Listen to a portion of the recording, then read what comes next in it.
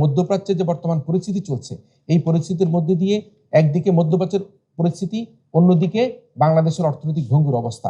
সে অবস্থার মধ্যে ব্যবসায়ীদেরকে আস্থায় নেওয়া সম্ভব না হলে, তাদেরকে স্বাচ্ছন্দ্যে কাজ করবার যদি সুযোগ দেওয়া না হয়, তাদেরকে ব্যাংকিং ফ্যাসিলিটি যদি দেওয়া না হয়, তাহলে কিন্তু বাংলাদেশে যে বিনিয়োগের কথা বলা হচ্ছে, বাংলাদেশে যে কর্মসংস্থানের কথা বলা হচ্ছে, বাংলাদেশে যে দেশি বিদেশি বিনিয়োগ আগ্রহের কথা বলা হচ্ছে, সেগুলি কিন্তু ব্যাহত হবে।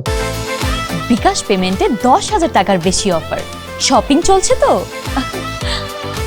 মানুষের যে বড় আকাঙ্ক্ষার জায়গা, ডেমোক্রেটিক যে ট্রানজিশন, সেটা কিন্তু পূরণ হয়েছে এবং বিএনপি সংখ্যাগরিষ্ঠতা নিয়ে সরকার গঠন করেছে।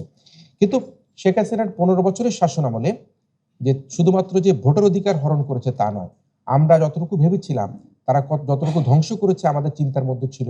এখন আমরা প্র্যাকটিক্যালি গিয়ে দেখতে পাচ্ছি যে শেখ হাসিনার শাসনামলে যা আমাদের ধ্বংস করে গিয়েছে তা আমাদের চিন্তার চাইতে অনেক বেশি, আমাদের ভাবনার চাইতে অনেক বেশি। শেখ হাসিনার শাসনামলে বাংলাদেশের প্রাতিষ্ঠানিক সক্ষমতাকে নষ্ট করে দিয়েছে, ভোটের অধিকারকে নষ্ট করে দিয়েছে, মানবাধিকারকে তারা হরণ করেছে, আইনের শাসনকে তারা ব্যাহত করেছে। সব মিলিয়ে আমাদের যে চিন্তা ছিল সেই চিন্তার থেকেও বেশি কিছু তারা ধ্বংস করে গিয়েছে শেখ হাসিনার শাসনামলে।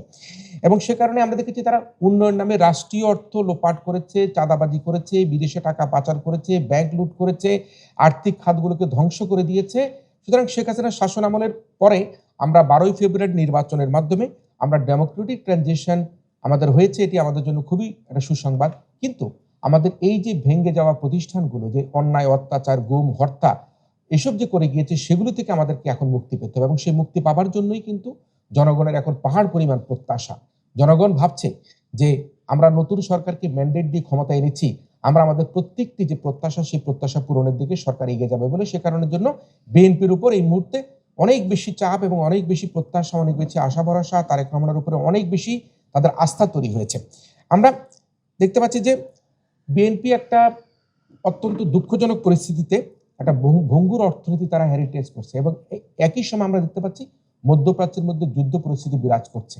সে কারণের জন্য বাংলাদেশে একদিকে শেখ হাসিনার যে অর্থনৈতিক যে ধ্বংসস্তূপ, সে ধ্বংসস্তূপ, অন্যদিকে মধ্যপ্রাচ্যের যুদ্ধ পরিস্থিতি বাংলাদেশের আর্থিক খাতকে এক ধরনের ইতিবাচক পরিস্থিতির দিকে নিবার জন্য আমরা দেখতে পাচ্ছি এবং সে কারণে আমরা মনে করি এই ভঙ্গুর অর্থনীতিকে পুনরুদ্ধার করবার পাশাপাশি সরকারকে রাজনৈতিক স্থিতিশীলতা, আইন শৃঙ্খলা পরিস্থিতি উন্নয়ন, মব কালচার প্রতিরোধ, স্বাধীন বিচার বিভাগ, কর্মসংস্থান তৈরি করা, বিদেশি বিনিয়োগ আনা, জ্বালানি নিরাপত্তা করা, গণবিজ্ঞানের স্বাধীনতা, শিক্ষা ব্যবস্থা পুনর্গঠন, স্বাস্থ্যসেবা নিশ্চিত করা সহ অনেক কিছু কিন্তু সরকারকে এই আর্থিক যে সক্ষমতা, অর্থনৈতিক যে পুনরুদ্ধার, তার পাশাপাশি আমাদেরকে করতে হবে।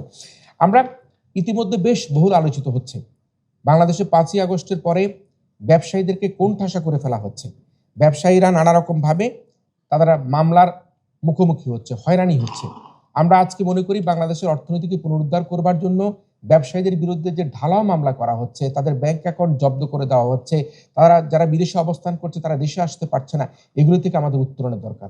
এ কারণে ব্যবসায়ীদেরকে আস্থায় এনে তাদের বিরুদ্ধে যে ঢালাও মামলা করা হয়েছে, সেই ঢালাও মামলাকে প্রত্যাহার করে এবং তাদেরকে ব্যাংক হিসাবে জব্দ করা হয়েছে, জব্দ ব্যাংক হিসাব তাদেরকে ফিরিয়ে দিয়ে যারা বিদেশে অবস্থান করছে, বড় বড় ব্যবসায়ীরা যারা দেশে আসতে পারছে না, তাদেরকে দেশে ফিরিয়ে নিয়ে বাংলাদেশের অর্থনীতিকে পুনরুদ্ধার করবার জন্য ব্যবসায়ীদেরকে আস্থা নিয়ে তাদের মধ্যে স্বস্তি দিতে পারলে আমরা মনে করি বাংলাদেশের ব্যবসা বাণিজ্য বিনিয়োগের অগ্রগতি অনেকখানি এগিয়ে যাবে। তাহলে মধ্যপ্রাচ্যে যে বর্তমান পরিস্থিতি চলছে, এই পরিস্থিতির মধ্যে দিয়ে একদিকে মধ্যপ্রাচ্যের পরিস্থিতি, অন্যদিকে বাংলাদেশের অর্থনৈতিক ভঙ্গুর অবস্থা।